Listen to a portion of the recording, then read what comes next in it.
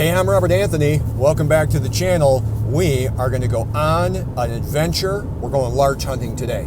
Stick around, I'll explain. I'm Robert Anthony. I'm Joelle Anthony. This is Watson. In 2020, we felt God's call in our lives to do something incredibly radical. In 2023, we sold our flower shop, our home, just about everything we owned, and purchased our Winnebago Flex RV. This began our trek into the vast unknown. Our mission is to take you along, showing you things you otherwise may never be able to see. We would be so thankful to have you follow along and become part of our adventures. Now, let's get to today's video.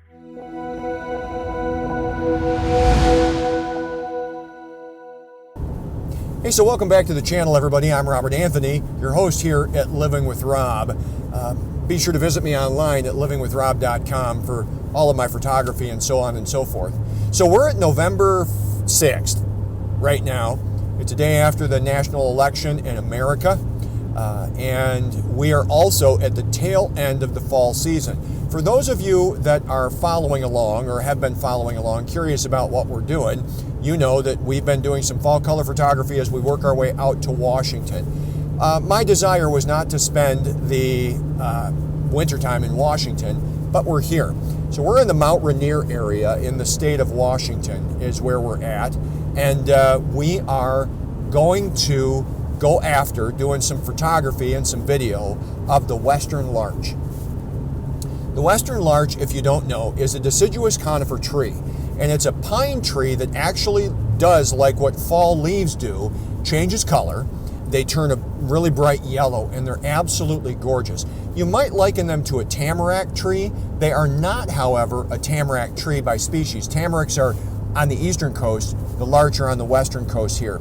There's a small population of these in the Cascade region, the North Cascades of Washington, and that's up on the north side of Washington at the Canadian border.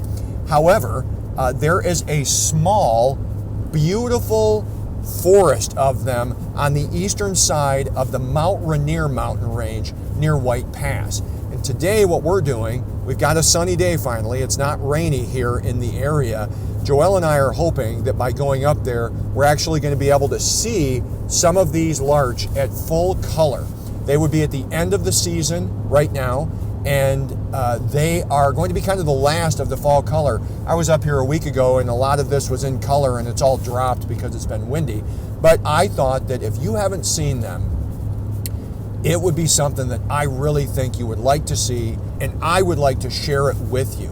So we're going to take you on that adventure. We're going to go up to about 5,000 feet in elevation. It's going to be cold up there, about 25 degrees, but we're going to really do a job of searching these out and trying to find dots of larch throughout the mountain range. It's quite epic in the green of the pine to have the dots of the yellow larch if they're still holding on to their leaves, their needles, I should say, is what I'm hoping for. So we're going to drive through some really cute small towns.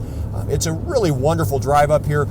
You want to stay tuned to the channel because we are going to be going up there and doing some wintertime drone photography as well as some wintertime photography because it just becomes epic in the snow. In fact, a week and a half ago, Joelle and I drove back up through Cayuse Pass, one of the last days that it was open, and we drove around the corner, and it was like we stepped out of the wardrobe of in C.S. Lewis's Chronicle of Narnia, kind of brought to life in the movie.